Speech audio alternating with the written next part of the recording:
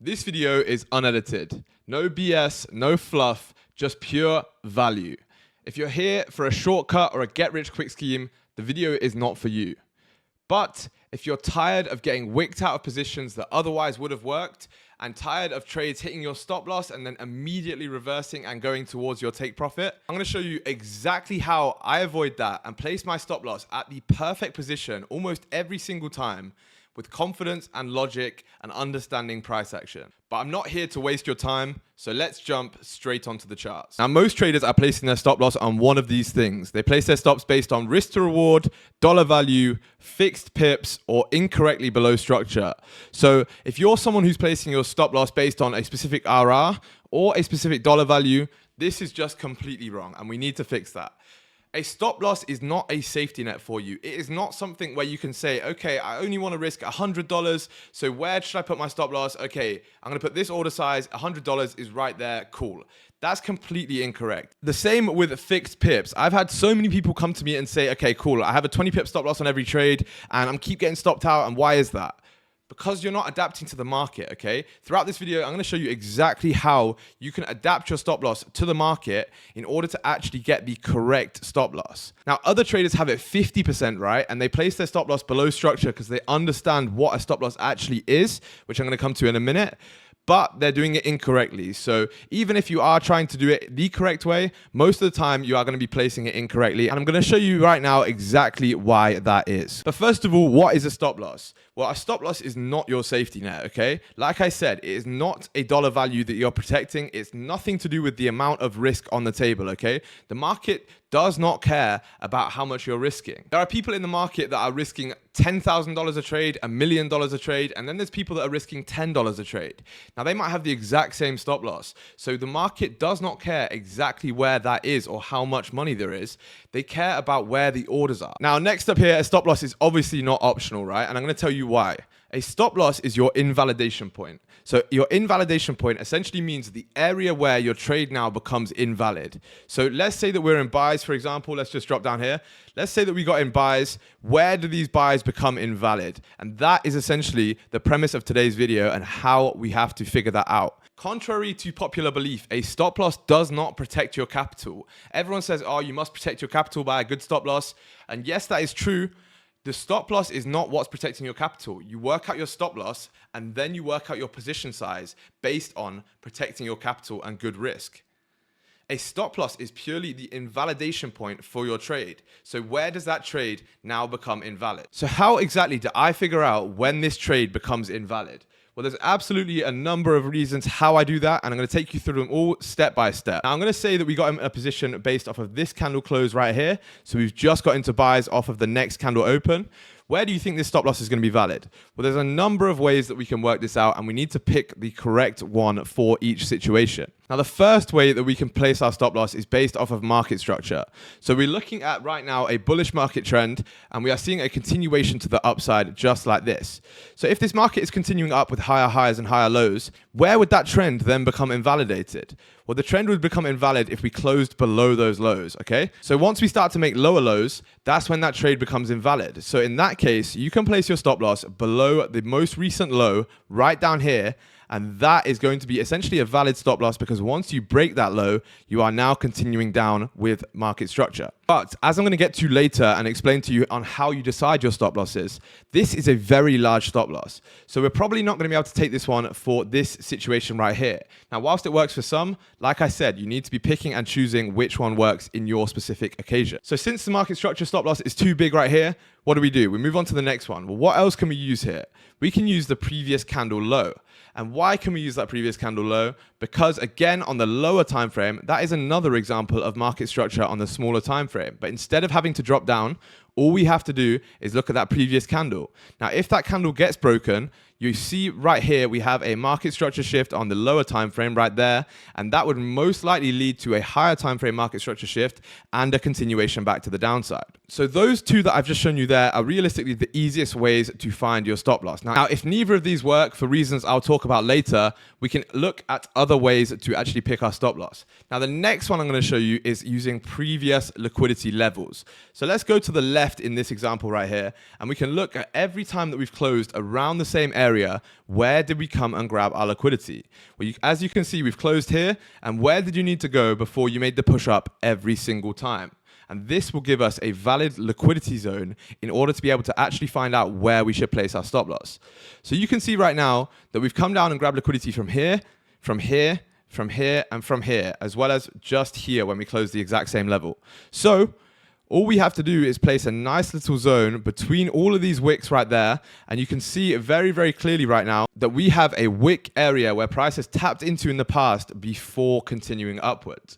So if we do need to grab more liquidity on this position for these buys, all you would need to do is place your stops below this liquidity area right there.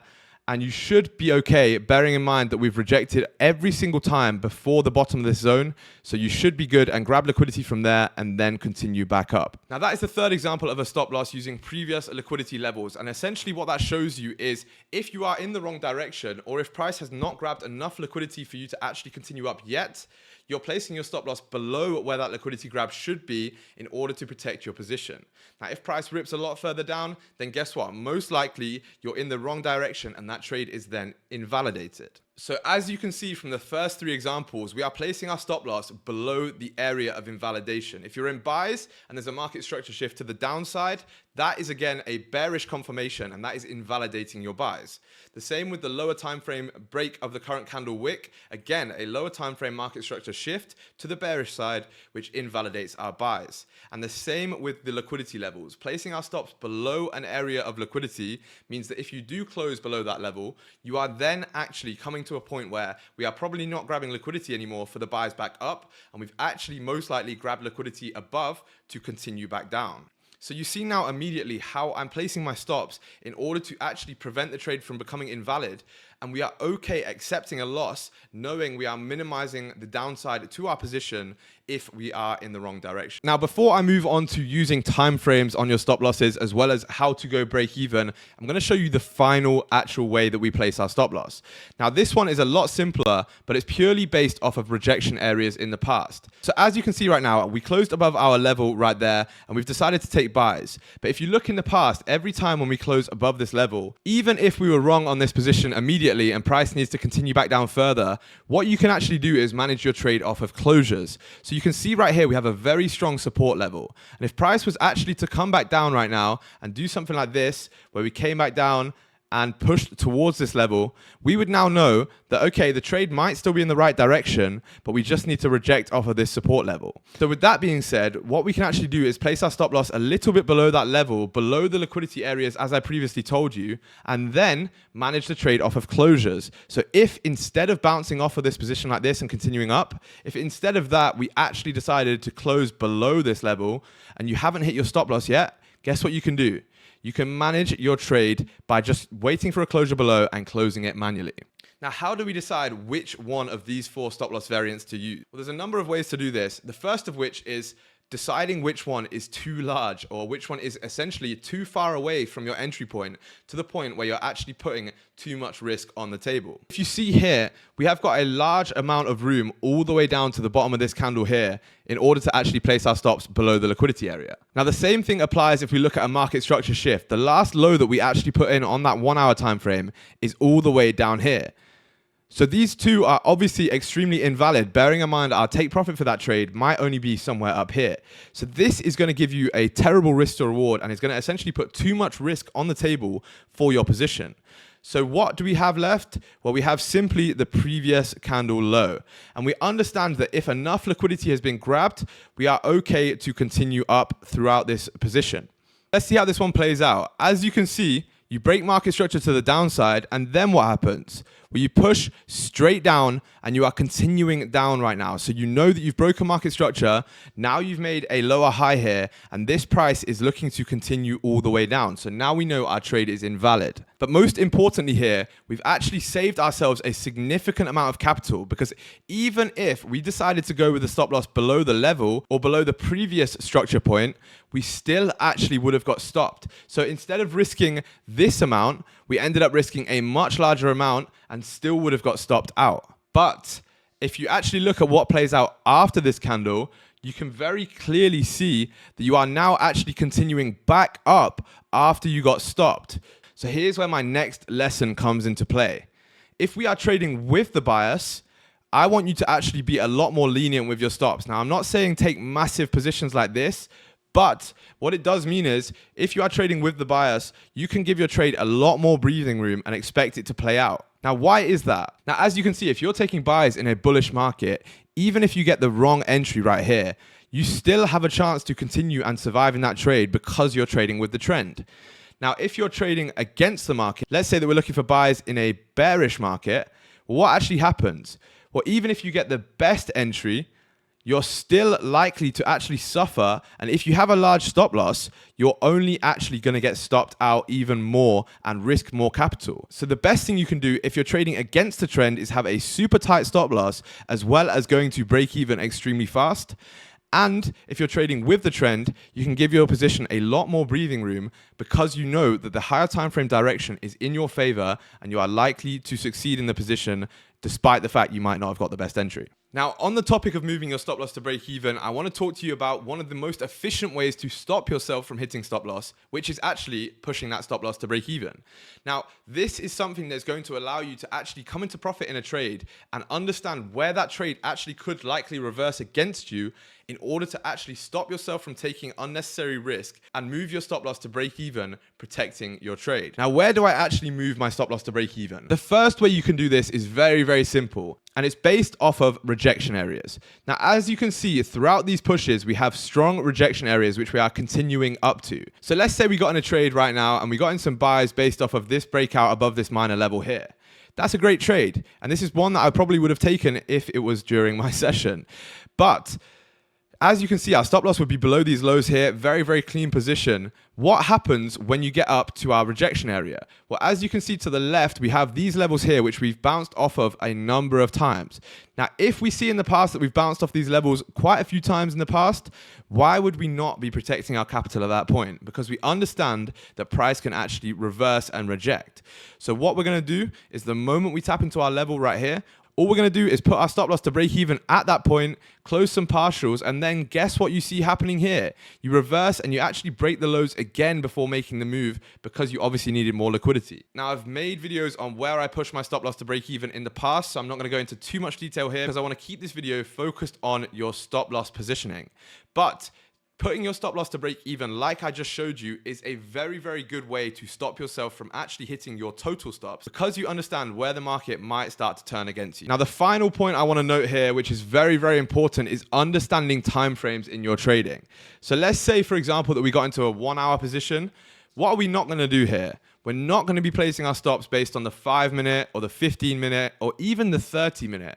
Because we know that the 1 hour could come and grab liquidity for its time frame, and that might still be valid on the 1 hour, but your stops on the 30-minute get taken out and then the position runs in your favor. So a prime example of this would be this position right here. As you can see, we have a very clear breakout right above this level, as you can see. Now, the stops on this position, if you were looking on the 30-minute, would be right below this previous candle low here. And that would be immediately taken out just like that. However, this was a 1 hour trade, and as you can see on the 1 hour, we never broke that previous 1 hour low. So whilst you've placed your stops super tight in order to save some capital, you've actually hindered yourself because now your trade has been taken out before we've decided to move.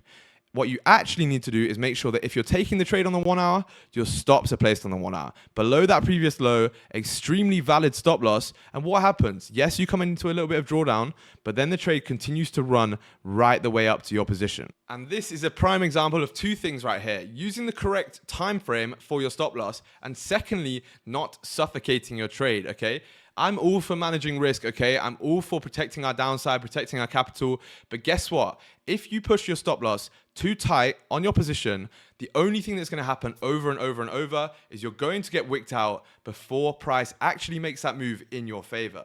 So you need to find a healthy balance between actually leaving some room for your trade to run and protecting your capital. And that's why we have to use structure in order to determine where those areas are. Just by wanting to have a tight stop loss or by wanting to risk a certain amount of money, this is not going to be successful in your trading career because you are going to suffer by being wicked out exactly like I've just shown you. Now, if this video did give you some valuable insights on how to place your stop loss effectively, I've left a link down below to book a call to apply for my mentorship program, where we can build you out a full trading system, including stop loss, psychology, take profit, and the full strategy as a whole. Now, it's only for serious traders. Please don't click the link if you are not serious about becoming profitable. But if you are, I'll see you on the call and let's get to work. Otherwise, if you did enjoy the video, please drop a like and subscribe to the channel if you haven't already. We are absolutely crushing it with the free value right now, and you guys are absolutely loving it. We are making so many people profitable. It's absolutely insane. No one's giving out free value like this. I know it. So yeah, drop a like and subscribe, and I'll see you in the next one.